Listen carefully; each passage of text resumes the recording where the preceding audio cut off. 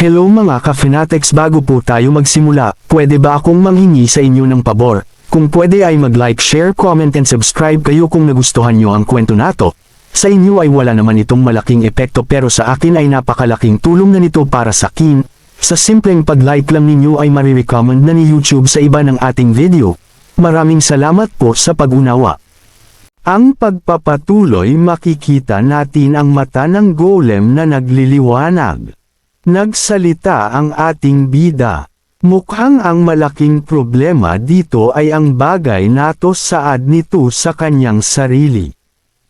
At nakatingin na sa ating bida ang golem. Si Sukas naman ay naghanda na sa kanyang posisyon para sa mga posibleng panganib na mangyayari. Si Tanisa naman ay pumunta sa unahan ni Sukas, saad niya kay Sukas, tumabi ka dyan. Makikita naman natin na nasa likod ni Tanisa ang kanyang mga kasamahan at siya ay naghanda na para mag-cast ng spell. May naramdaman naman na kakaiba ang golem, marahil alam niyang hindi maganda ang kanyang sasapitan. Ilang saglit pa ay makikita natin ang pag-angat ng mga piraso ng bato. Makikita naman na maangas na nakatayo si Tanisa habang kinakast ang spell. Nasa harap na ng golem si Tanisa, at tinipon niya na ang mga bato sa ibabaw ng golem. Bigla namang nagliwanag ang mata ng golem. Naalarma naman dito si Carmen, dahil na napagtanto niya na hindi nasa magandang sitwasyon si Tanisa. Makikita naman ang pag-aalala sa mukha ni Carmen. At siya ay sumigaw kay Tanisa, saad niya masyadong delikado Tanisa, ang mag-cast ng spell, umalis ka na dyan. At ang patuloy naman sa paglakas ang liwanag ng mata ng golem. Sa bandang itaas naman ng golem ay makikita naman natin ang malakas na liwanag na handa ng tumama sa golem. Pero mabilis naman itong nasangga ng golem gamit ang liwanag na pinakawalan niya sa kanyang mata, at ang pag-atake na ginawa ni Tanisa ay nasira lang ng golem ng ganun lang kadali. Naalarma naman dito ang ating bida at ang dalawa, dahil napansin nila na hindi maganda ang mga susunod na mangyayari para kay Tanisa. Ilang saglit pa ang mga bato sa itaas ay sumabog, wala namang kaalam-alam si Tanisa sa nagbabadyang panganib na paparating. At nang siya ay tumingin sa itaas ay takot ang naramdaman nito. Makikita natin na nakabuelo ng malakas ang golem at handa ng suntukin ng si Tanisa. Ilang saglit pa ay makikita naman natin ang pagtilamsik ng dugo ni Tanisa. Nakita naman ito ng malapitan ni Sukas at siya ay may takot at awa na nararamdaman para sa sinapit ni Tanisa sa kamay ng golem.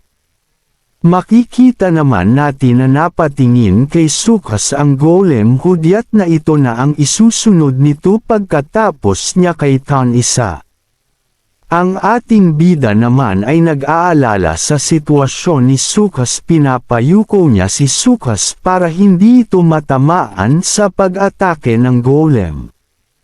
Pero huli na ang lahat dahil sa bilis ng pag-atake na pinakawalan ng golem. Makikita na lang natin na tinamaan si Sukas ng pag-atake ng golem. At nagkaroon ng matinding pagsabog dulot ng pag-atake ng golem. At ipinakita sa atin ang dagwang mukha ni Sukas dahil sa natanggap niyang pag-atake ng golem. At ito ay tuluyan ng napitpit ng kamao ng golem. Sa ilang saglit lang ay dalawa na kaagad ang naligas sa mga kasamahan ng ating bida dahil sa pag-atakeng ginawa ng golem. Tinanong naman ng ating bida si Carmen, gusto mo na bang umalis? Nagtaka naman si Carmen kung anong ibig sabihin ng ating bida, Tugon ng ating bida, tinatanong kita kung gusto mo pang mabuhay.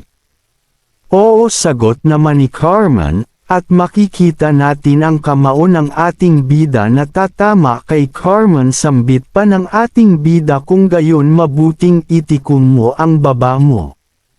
Ano sabi ni Carmen, at makikita natin na papatama na ang kamao ng ating bida kay Carmen.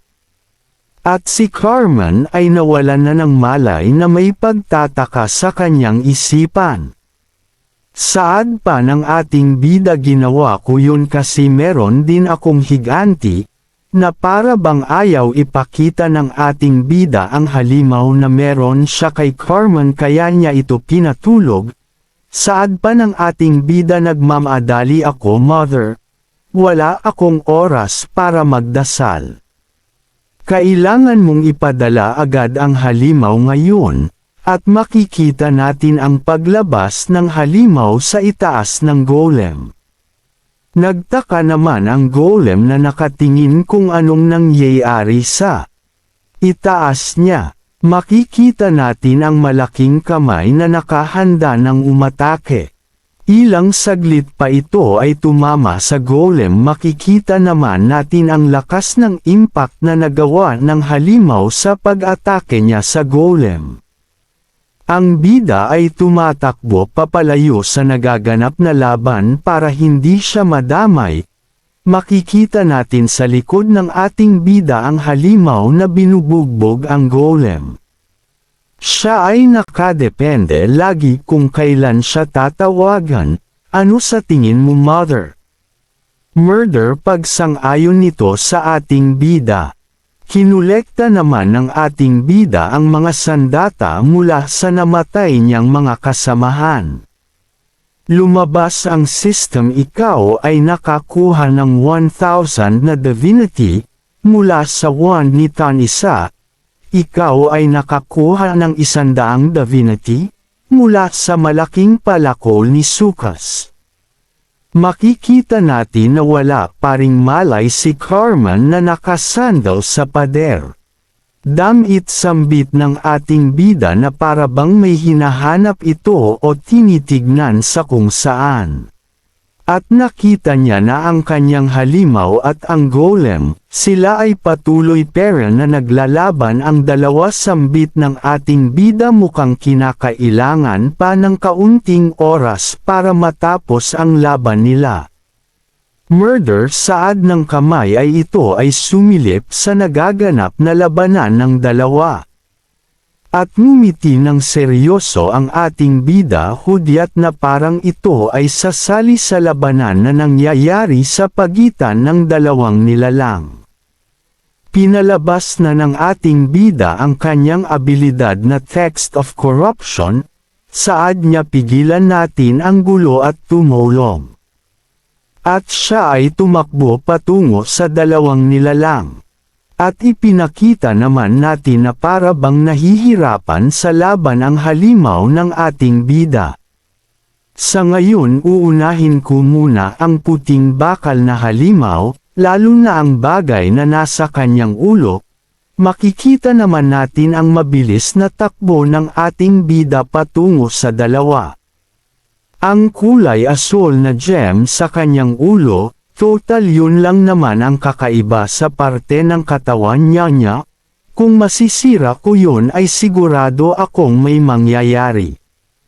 Makikita natin ang kamay ng halimaw ng bida na nakahanda na para sa gagawin ng ating bida. Ngumiti naman ang ating bida dito. Makikita naman ang coordination ng halimaw at ng bida.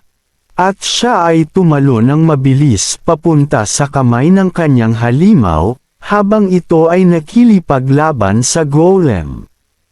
Siya ay mabilis na tumatakbo paakyat sa likod ng kanyang halimaw. Pagkatapos siya ay tumalon sa ulo ng kanyang halimaw. At sumugod papunta sa golem ito na kusaad ng ating bida. Ang golem naman ay naalarma dahil nakikita niya na papalapit sa kanya ang ating bida. Ilang saglit pa ang gem ay nawasak sa maliliit na piraso, mula sa pag-atake ng ating bida. At ang ating bida ay naglanding sa lupa, habang ang lupa ay nabibitak sa lakas ng pagpreno ng ating bida. Pinakita sa atin ang golem ay napahinto at ito ay tuluyan ng nawalan ng buhay. At ang halimaw ay sumigaw ng malakas pagdidiwang nito mula sa pagkapanalo nila sa golem.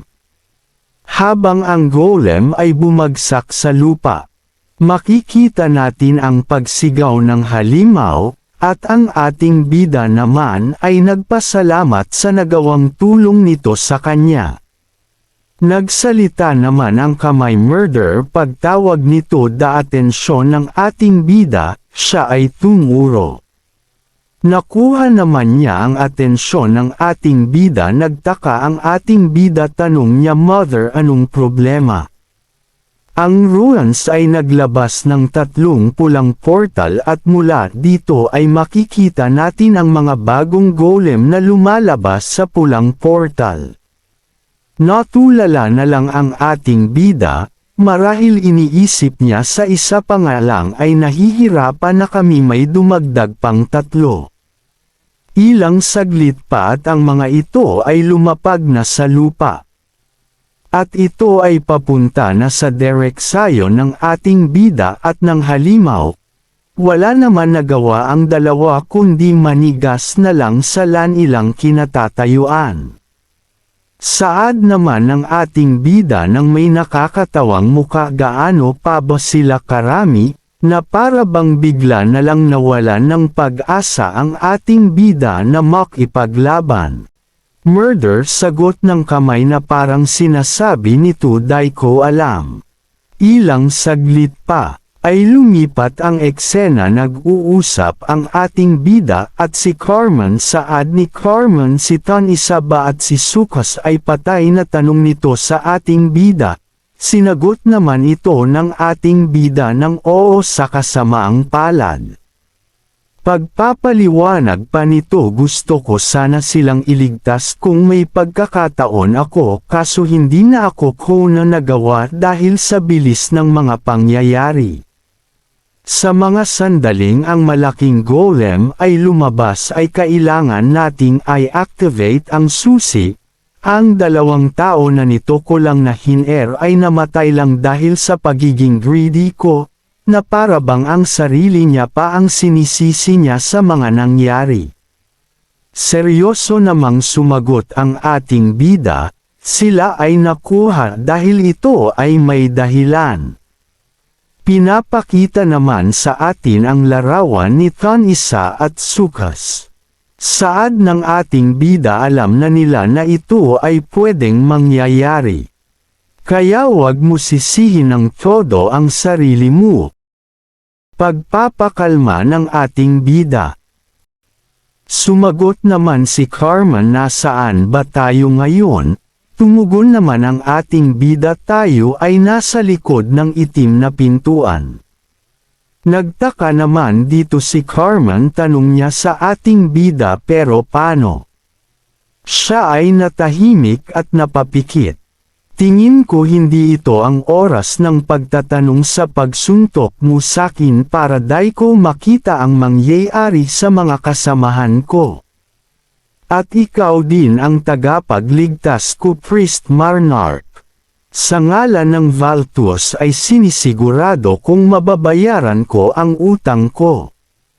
Sumagot naman ng nakangiti ang ating bida, "Hihintayin ko yan." Sumagot naman dito si Carmen, "Hindi ka talaga tumatanggi sa mga pabuya, haha."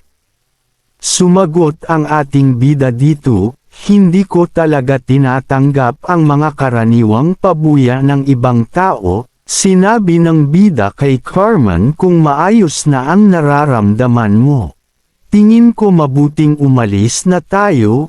Hindi ko natalo ang higanteng golem, tumakbo lang ako papalayo. "Oo, fair na," sagot naman ni Carmen sa ating bida. Makikita naman na handa na maglakad papaalis ang dalawa. Kagaya nga ng sinabi ko pagkatapos na matalo ang isang higanteng golem sa pamamagitan ng tulong ng Corruption Giant. Ang pagdagdag ng 3 at ako, putol na sabi ng ating bida, hayaan na lang ang Corruption Giant ang mabubag nila. Na parang sinabi ng ating bida, ayos sakin kahit mabagbag ang Corruption Giant wag lang ako. Pagkatapos kong mabuksan ng bahagya ang pinto ay sinipa ko si Carmen papunta sa loob. Makikita naman natin si Carmen na may pasa sa pisngi. At sinabihan ko amang Corruption Giant na bumalik pagkatapos niya, sigurado akong siya ay makakabalik. Sana lang hindi siya magalit sa akin. Makikita naman sa screen ang nakakaawang sinapit ng Corruption Giant. At sila ay tumigil na sa paglalakad. Saad ng ating bida habang nakatingin sa itaas mukhang narating na natin ang dulo. Narating na natin ang dulo ng ancient ruins, at makikita natin na nakatayo na sila sa malaking pintuan. Tumingin naman si Carmen sa pintuan. Saad ng ating bida malaya kang tingnan. Ang pinto ay nagbukas. At nakita nila ang espada na mukhang chainsaw at ang kwentas na nakalutang sa parang portal na bagay. Makikita natin na nakatingin sila sa dalawang gamit. Nagsalita si Carmen mukhang ang kwento sa libro ay totoo. Tinawag naman ni Carmen ang pangalan ng ating bida sambit nito alam ko wala ako sa posisyon para itanong ka, pero pwede ba akong humingi ng isang pabor? Pwede mo bang ibigay na lang sakin ang necklace na to, sigurado akong mababayaran kita ng maganda para dito. Masaya namang tinanong ng ating bida kung ano ba at para saan ang necklace na yan. Ipinaliwanag naman ito ni Carmen ang necklace na ito ay tinatawag na Bloodline Pathfinder. Kung magpapatak ka ng dugo dito sa necklace, pagkatapos iisipin mo kung anong bloodline ang gusto mong hanapin. Ang necklace ay ituturo ka sa direksyon ng bloodline ang bloodline na iniisip mo. Ngumiti naman ang ating bida Bloodline sabi niya ngayon ay meron na akong pangunahing kaalaman. Nagsalita naman si Carmen sigurado akong alam mo na kung anong plano kong gawin, balak kong hanapin ang nanay ko, nakangiting saad nito sa bida. Nag-isip naman ang ating bida siya ay nakilala ko lang kamakailan, pagkatapos, putol na saad nito sa kanyang sarili. Nakatingin lang naman si Carmen sa ating bida, siya naman ay nagtaka sa kung anong iniisip ng ating bida. Nagsalita naman ang ating bida kung okay lang na kunin ko tong espada na kangiting tanong nito kay Carmen. Lumipat ang usapan sa labas ng ruin, makikita natin ang ating bida at si Carmen na nag-uusap. Saad ni Carmen nakahanda ako dito kung magagawa kong umiwas sa paparating na atake ng halimaw na mas malaki pa sakin. Parehas tayo tugon ng ating bida. Sila ay nagbalik tanaw kung saan sinusubukan nilang tumakas sa golem. Kung nahuli tayo ng kaunti sa pagtakas ang bagay na yon ay paniguradong mapapatay tayo. Akala ko tayo ay mamamatay saad ni Carmen habang tinatanggal ang kwintas niya. Tinawag niya naman ang pangalan ng ating bida napatingin naman ang ating bida ng may pagtataka. Saad ni Carmen pwede mo ba akong bigyan ng blessing tanong niya sa ating bida sabay pakita nito sa kwintas.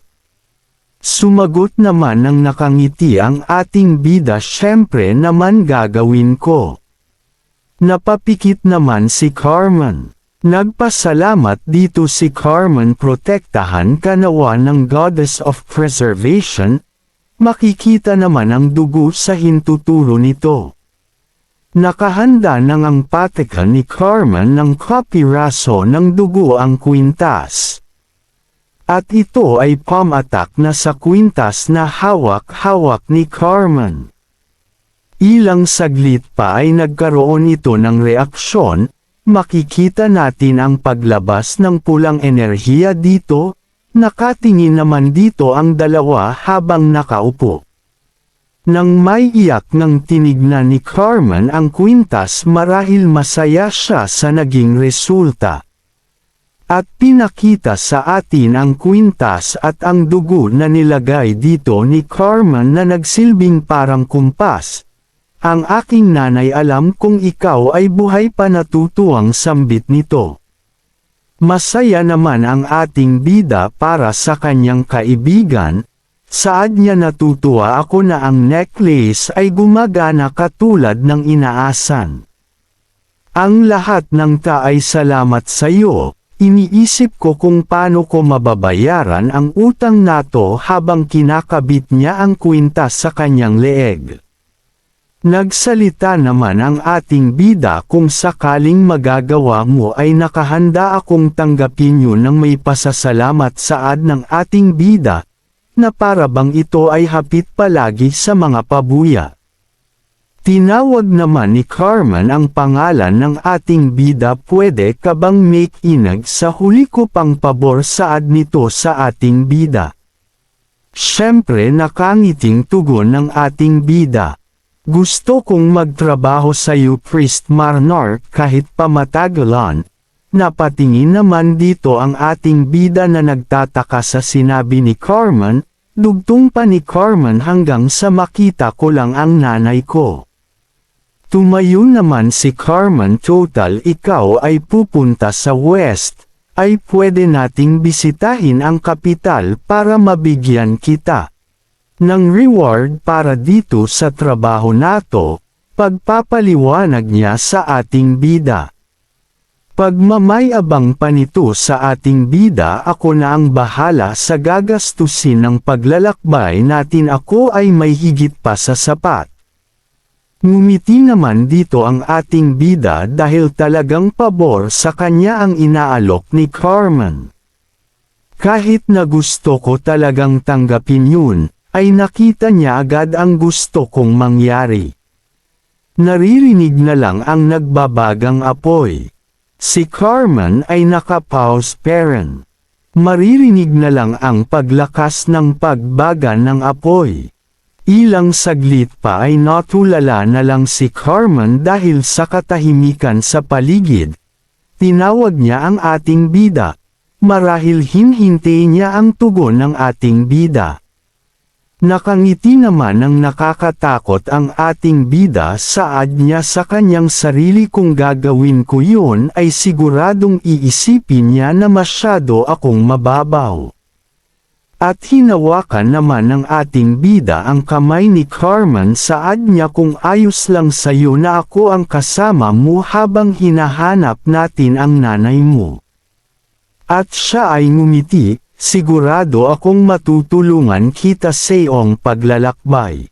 Masaya namang nagpasalamat si Carmen sa ating bida. At lumipat ang eksena sa loob ng guild. Makikita natin na parang nalulungkot si Erin sa ating bida. Saad niya, aalis ka na lang ng ganyan pagkatapos ng mga nagawa ko para sa'yo. Hindi ako makapaniwala sa iyo, Pasiga, na sabi nito sa ating bida na para ba itong girlfriend ng ating bida. Ang ating bida naman ay natatahimik na lang sa mga pinagsasabi ni Erin. Ang kamay naman ay nagugustuhan lang ang galit ni Erin sa ating bida na para bang musika ito sa kanyang pandinig. Akin na ang kamay mo. Patawad, nagtatakang pagkukumpirma ng ating bida. Basta ibigay mo na lang, saad ni Erin. Hindi ito pangkaraniwan na makikita kaagad ng ganto kadali. Sinugurado kong nagawa ko ang lahat para makuha ito ng nasa takdang oras na kuha mo saad ni Erin sa ating bida. Di naman alam ng bida kung ano ang tinutukoy ni Erin. At nang tinignan niya ang nasa kamay niya ay siya ay namangha sa nagliliwanag na hawak niya. Saad ni Erin yan ay silver mercenary plate. Tulad ng sabi ko sisiguraduhin kung magiging handa na yan sa susunod. Ipinakita naman sa atin kung ano ang nasa kamay ng ating bida. Nagsalita naman ulit si Carmen, sigurado akong alam mo kung ano ang sasabihin mo sakin pagkatapos, tanong niya sa ating bida. Nagpasalamat lang naman ang ating bida, hindi inis na tugon ni Erin, dugtong niya pa sa muli nating pagkikita uli, kahit ano katulad ng nangangako akong bibisitahin kita uli pagpapaliwanag niya sa ating bida. Yan ang dapat mong sabihin saad ni Erin, na parang yun talaga ang gusto niyang marinig mula sa ating bida. Naiinis naman ang kamay sa mga narinig niya kay Erin, na para bang ito ay nagseselos. Humingi naman ng pasensya ang ating bida kay Erin. Dahil ako ay nabubuhay bilang palaboy ay hindi ako nangangako na hindi ko kayang tuparin, saad ng ating bida sa kanyang sarili. Nagsalita naman si Erin, kung patuloy kang mabubuhay kagaya nito ay hindi ka magkakaroon ng pagkakataon na makipag-date at ikaw ay mamatay lang ng mag-isa. Kaya nga ako na ang magsasabi sa'yo. Nakatingin lang naman dito ang ating bida nang hindi alam ang sasabihin. At nang biglang sinabi ni Erin nang may lamang sa muli nating pagkikita, ano gulat na sabi ng ating bida na para bang hindi siya makapaniwala na nanggaling yun kay Erin. Dugtong pa ni Erin, magkita muli tayo kung tayo ay magkaroon ng pagkakataon. Natulala na lang ang ating bida na guguluhan sa mga pinagsasabi ni Erin. Inaamin ko na ang opportunity na kagaya nito ay darating ng mabilis kaysa sa inaasahan mo, Priest Marnar. Saad ni Erin, anong ibig sabihin mo saad ng ating bida? Kailangan mong malaman sabay takip nito sa labi ng ating bida. Napatigil na lang dito ang ating bida, basta isipin mo na lang, saad ni Erin. Ito na ang huling bagay na ibibigay ko sa iyo, paglalamang niya sa ating bida, isang parusa, dugtong niya pa. Lumipat ang kwento sa labas ng isang gusali, ang naging resulta saad ng ating bida, mukhang ito ay mabilis na nangyari. Tumawa naman si Tredan. Saad niya, hindi ba pinanganak ang tao ng walang buhok, di ba? Basta naabot ko lang ang tunay na form ng human nature, natatawang saad nito sa ating bida. Pero mabalik tayo sa usapan, na ikaw ay magtutungo sa capital, tanong niya sa ating bida. Sinisigurado ko lang na may handa ang mga kailangan pagkatapos kung marinig ang balita. At binigyan niya ang sobra sa ating bida, tanong ng ating bida. Ito ay di pa nakakatapos magsalita ang ating bida ay sumagot na si Tredan, yan ay recommendation letter. Ipinakita sa atin ang nakakatawang muka ni Tredan na walang laman ang lagayan ng pera. Kahit na balak kong magbayad sa'yo ng pera kagaya ng nakikita mo ay nagamit ko na lahat para maayos ang mga nasira dito sa GIS, kaya nga wala akong pera na maipapambayad ko sa'yo ngayon. At yun yung rason kung ikaw ay tatango sa capital ay nakapagsulat na ko ng letter of recommendation para sa'yo. At kung may mangyari ay sigurado akong makakatanggap ka ng tulong mula sa kaibigan ko. Kaya lang sila ay medyo mahirap kausap, mahirap sa kanilang makipagkasundo. Sinasuggest ko na iwasan mo ang pagbisita sa kanila maliban na lang kung sobrang importante ang dahilan mo. Nagpasalamat naman ang ating bida para sa sobra na inabot ni Tredon. Sumagot naman si Tredon, isipin mo na lang na yan ay paraan ng pasasalamat mula sa kaibigan mo. Hinihiling ko na magkaroon ka ng maayos na buhay. Pagdating sa buhay, ito ay laging maiksi, saad ni Tredon nang nakangiti. Lumipat ang kwento kasama na ng ating bida si Carmen at sila ay naglalakbay na papuntang west. Nagsalita si Carmen, mukhang ilang araw na ang nakalipas mula nang umalis tayo sa GIS. Mukhang tayo ay may natitira pang kalahating araw bago tayo makarating sa bayan ng Kelton. Nakangiting saad ni Carmen sa ating bida. Tumugon naman dito ang kamay. Mukhang hindi talaga gusto ni Mother si Carmen, at hinawakan niya ang kanyang suot kung saan nakalagay ang kamay.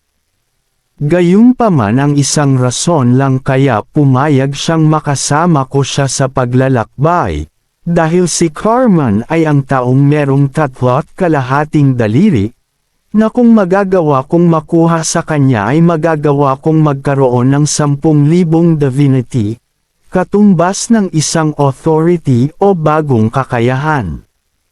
Nang may potensyal na ma-develop para maging tao ay kailangan ng 4 na daliri. Bagaman maganda ang personality ni Carmen, at gusto ko ang ganadong pagkatao niya at sa halip ay gusto ko siyang panatilihing buhay, nakangiting sambit ng ating bida sa kanyang sarili. Ang ating bida ay biglang napahinto na parabang may mali siyang nararamdaman sa paligid. At makikita natin na nilabas ng ating bida ang kanyang espada. Napatingin naman ng may pagtataka dito si Carmen, marahil hindi niya alam kung anong gagawin ng ating bida. Anong mali, priest? Natatakot ako sa iyo. Dugo, saad ng ating bida. Ano pagkukumpirma ni Carmen? Yun ay masyadong malapit, at ito ay papunta sa atin. Makikita naman natin na maangas na naghanda ang ating bida sa nagbabadyang panganib. Ilang saglit pa ay winasiwat niya ang kanyang espada. Natakot naman si Carmen sa nakita niya. At biglang may lumubas mula sa ilalim ng nyebe.